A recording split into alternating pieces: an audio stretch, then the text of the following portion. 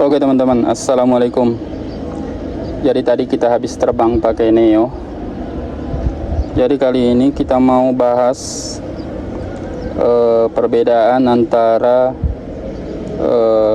manual mode dengan mode normal dan mode sport. Jadi ini penting buat teman-teman para pemula yang punya DJI Neo atau punya DJI Avata yang selama ini masih pakai motion controller, atau yang pakai Neo masih pakai remote RC N3. Terus kalian mau coba mode EPP di mode manual. Jadi kalian harus tahu perbedaan mode manual dengan mode normal teman-teman. Ya, pertama-tama kalau kalian mau terbangkan DJI Neo di mode manual, kalian harus punya ini guys, RC3 atau RC EPP 3. Tanpa RC3 itu tidak bisa mode manual teman-teman. Tidak bisa pakai motion controller, dan juga RC N3 itu tidak bisa guys. Jadi harus pakai RC3 atau RC EPP 3. Dan juga gogglesnya bisa pakai goggles 3 seperti punya saya, atau goggles N3. Baru kalian bisa terbangkan Neo di mode manual. Kemudian caranya, setelah kalian punya RC3, kalian perlu setting untuk throttle sebelah kiri ini teman-teman. Jadi dibuat loss seperti ini, jadi dia tidak center di tengah. Tidak seperti throttle sebelah kanan ini, dia center di tengah. Nah, untuk throttle sebelah kiri, dia perlu disetting supaya dia bisa loss seperti ini. Ketika dia diangkat ke atas, ke bawah, dia itu tidak kembali ke tengah. Tidak sama seperti throttle sebelah kanan. Caranya, kalian buka dulu penutup cover yang ada di belakang di sini. Sorry, agak keras. Nah, di sini ada dua lubang, ada F1 dan F2. Kalian kencangkan kedua bautnya ini pakai kunci ini teman-teman. Pakai kunci mode L. Ini saya kurang tahu ukuran berapa. Yang jelasnya pakai kunci ini kalian bisa kencangkan. Di setiap pembelian RC3 biasanya disertakan dengan kunci ini guys. Kalian kencangkan kedua bautnya pakai kunci ini. Nah, kemudian setelah dikencangkan, nanti throttle-nya itu akan seperti ini guys. Dia akan loss, dia tidak center ke tengah lagi. Nah, setelah di setting seperti itu, baru bisa mengaktifkan mode manual. Kemudian selanjutnya kalian ikuti petunjuk seperti berikut. Kalian masuk di, sebentar saya nyalakan dulu drone-nya supaya lebih jelas.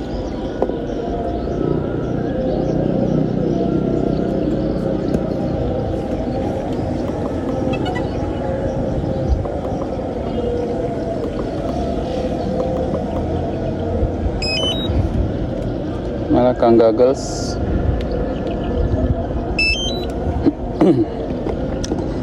Sorry guys, ini agak berisik suara angin, soalnya saya lagi di lapangan. Tadi habis terbang di pinggir sawah, tapi anginnya lumayan kencang, makanya saya cuma terbang pakai satu baterai. Jadi kali ini saya mau bahas masalah ini guys, karena ini cukup penting buat teman-teman para pemula, perlu tahu masalah tentang perbedaan manual mode dengan normal mode. Oke, setelah drone-nya nyala, kita record dulu. Sebentar, saya lihat dulu di gausnya. Oke, kita record. Kemudian pertama-tama kalian masuk di settingan. Nah, kalian masuk ke setting. Kalian pilih control. Nah, remote controller. Kemudian kalian pilih yang paling di bawah ini, custom mode. Kemudian kalian pilih ini, manual mode. Nah, sebentar saya batalkan dulu. Kalian pilih ini. Nah, ini sudah masuk di mode manual. Nah, mode manual itu ada dua tahapan juga teman-teman. Ada mode manual ketika yang masih mengaktifkan untuk ini mode attitude-nya. Ini masih aktif. Kemudian bisa juga kalian nonaktifkan untuk ini mode attitude-nya. Perbedaannya seperti apa nanti kita bahas. Jadi mode manual itu ada dua tahapan juga ini. Nah, oke, kita matikan supaya tidak overheat.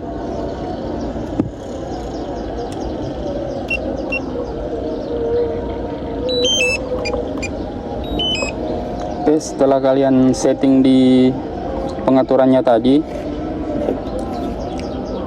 kalian sudah bisa terbang di mode manual. Nah, pertama, jadi kita bahas dulu mode manual yang masih mengaktifkan untuk attitude-nya teman-teman. Kita bahas di joysticknya. Jadi di mode manual, perbedaan pergerakan kedua joystick ini di mode manual dengan mode normal itu berbeda guys. Makanya kenapa kalau belajar manual mode itu pasti crash, karena kita tidak terbiasa pergerakannya. Di mode normal itu pergerakannya sama dengan drone aerial. Ketika kalian dorong seperti ini, maka drone akan terbang ke depan. Kalian geser seperti ini, dia akan bergeser ke kiri, ke kanan, kemudian mundur ke belakang. Untuk yang sebelah kiri ini biasanya di mode normal itu ke bawah, kemudian ke atas, ke bawah, ke atas, seperti itu teman-teman. Nah, sementara di mode manual itu pergerakannya berbeda guys, khususnya untuk joystick sebelah kanan ini. Untuk joystick sebelah kiri di mode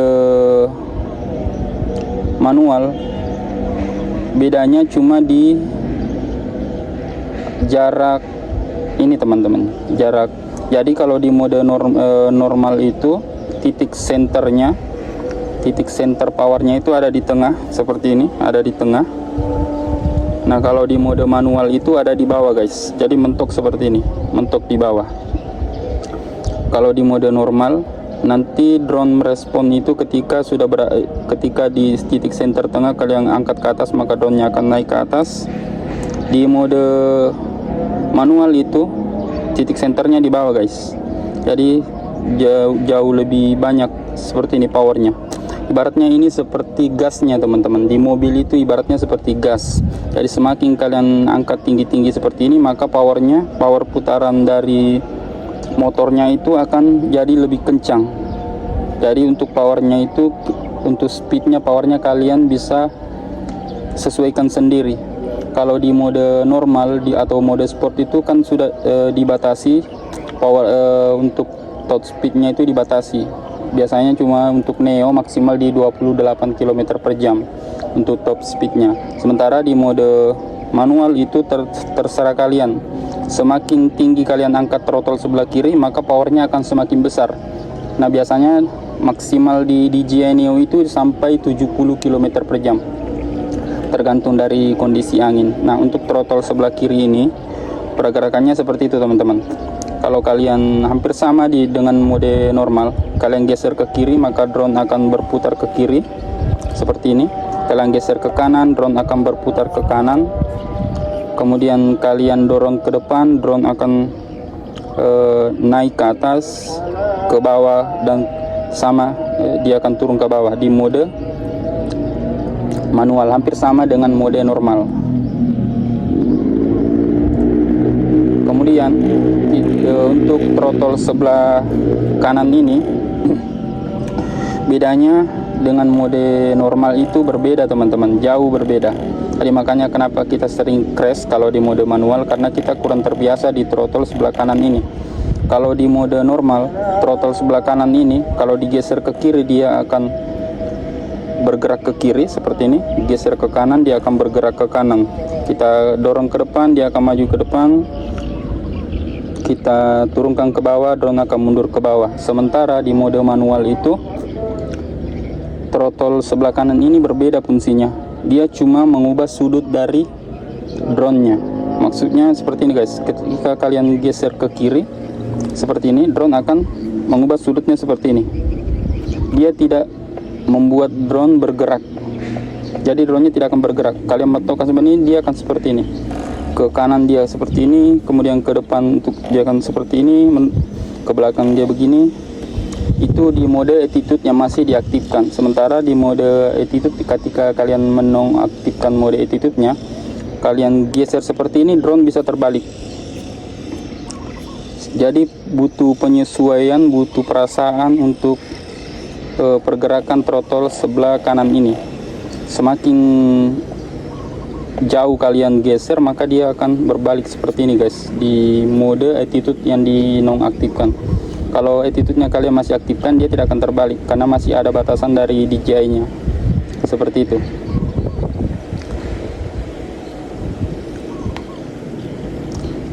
Jadi ini yang membuat para pemula itu banyak crash seperti saya, karena kita kurang terbiasa di joystick sebelah kanan biasanya.